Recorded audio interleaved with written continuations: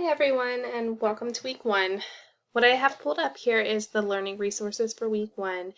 Here you can see the readings, as well as the video down at the bottom. We will be reading chapter 2 in the Minuchin book, as well as 3 articles and the information on plagiarism. These should be a general overview of work with families.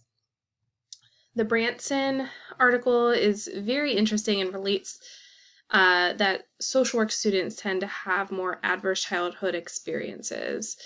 This is a good article to process and think about. This could mean a lot of things. It could mean that social workers it could be helpful and that they can be better at relating to their clients and having a good understanding of their clients. But it could also mean that they could be more likely to be triggered by experiences that their clients have, which again, could potentially lead towards countertransference. And then we have the Carter and McGoldrick article on the family life cycle. It's going to be helpful for you as you move forward with the class, and you may find yourself referencing it often for assignments. This is one that you will be using for one of your discussions this week. You may find the grid on page 2 of the article particularly helpful as it breaks down the family life cycles, though please be sure to at least skim the entirety of the chapter. Lastly, the Couch article will describe the important differences between group therapy and family therapy. It is important to understand that the goals of family therapy are different than the goals of group therapy.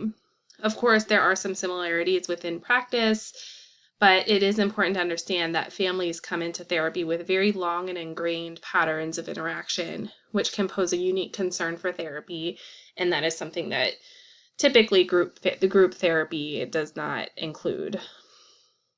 So then, in addition to the required readings, please choose one of these 2 readings as well, based on your interests.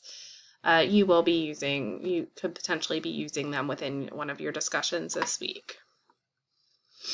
And then we have the week 1 resource. This could be helpful for you in understanding systems theory.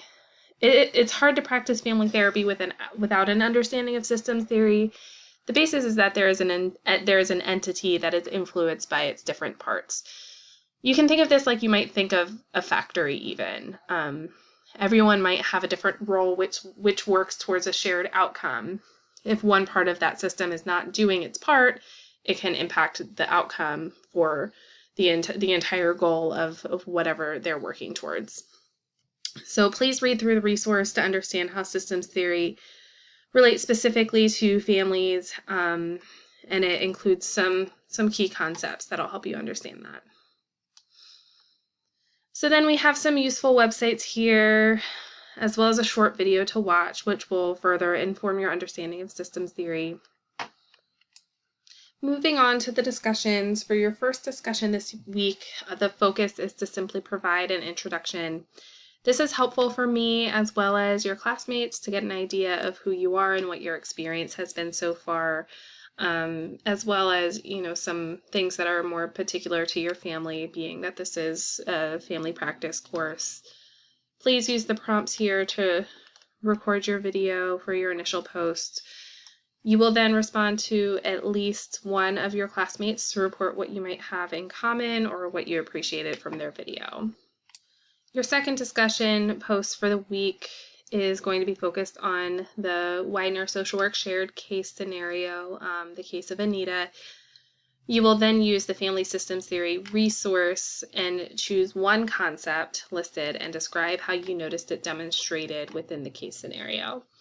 I want you to describe what the concept is and where you saw it within the case scenario in detail. You'll also be choosing one of the 6 stages in the family life cycle and relating it to the scenario as well.